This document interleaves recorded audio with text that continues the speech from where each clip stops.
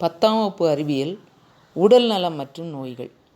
இந்த பாடத்தின் மூலமாக உடலில் ஏற்படும் பலவித நோய்கள் மற்றும் அதன் அறிகுறிகள், இதய நோய், டயபெட்டிஸ், புற்றுநோய், எய்ட்ஸ் போன்ற நோய்க்கான காரணங்கள், குழந்தைகளுக்கு எதிரான பாலியல் வன்கொடுமை, அதை தடுக்கும் அறிவை பெறுதல் மற்றும் மதுவிற்கு அடிமையாதல், அதனை தடுக்கும் வழிமுறைகளை பற்றி அறியலாம். நவீன உலகில் இன்றைய தலைமுறையினர் ஆரோக்கியமாக வாழ்கின்றனரா? இல்லை என்றே நாம் சொல்ல வேண்டும். காரணம், போதைப்பொருள் பயன்பாடு, அதிக கொழுப்புள்ள உணவை உட்கொள்ளுதல், உடற்பயிற்சி இல்லாமை ஆகியவைதான் அதற்கு காரணங்களாகும். குழந்தைகளை தவறாக பயன்படுத்துதல்.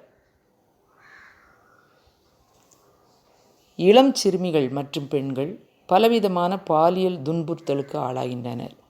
இச்செயலில் ஈடுபடுபவர்கள் அக்குழந்தைகளுக்கு நன்கு தெரிந்தவராக கூட இருக்கலாம்.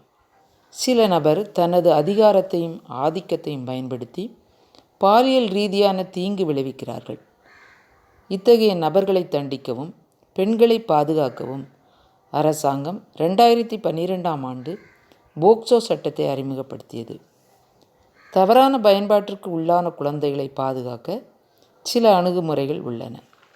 அவை என்னவென்றால், சைல்டு ஹெல்ப்லைன், அதாவது பாதிக்கப்பட்ட குழந்தைகளுக்கு உணவு மற்றும் உறைவிடம் வழங்குதல், குழந்தைகளுக்கு ஆலோசனை வழங்குதல்,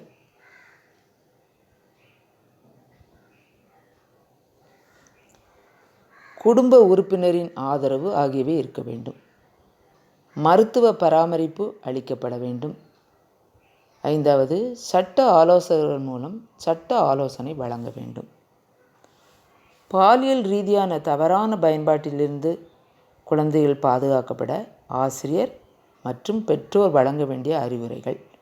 1வது, சந்தேகப்படுகிற அல்லது தெரியாத நபரிடம் அருகில் குழந்தைகள் செல்லக்கூடாது. 2வது, பெற்றோருக்கு தெரியாமல் எவரிடமும் பரிசு பொருள், சாக்லேட், பொம்மைகள் வாங்கக்கூடாது. 3வது, போக்குவரத்து வாகனங்களில் செல்லும்போது கவனமாக இருக்க வேண்டும். அடுத்தது, மருந்து, ஆல்கஹால் மற்றும் புகையிலையின் தவறான பயன்பாடு. அடிமையாதல் என்றால் என்ன? ஆல்கஹால், புகைப்பிடித்தல் மற்றும் மருந்துகள் உடல் மற்றும் மனம் சார்ந்திருப்பது அடிமையாதல் எனப்படும்.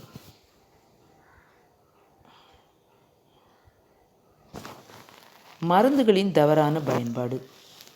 மருத்துவரின் ஆலோசனையின்றி சில மருந்துகளை தொடர்ச்சியாக பயன்படுத்துபவர்கள் அதற்கு அடிமையாகின்றனர். இம்மருந்துகள் மைய நரம்பு மண்டலத்துடன் தொடர்பு கொண்டு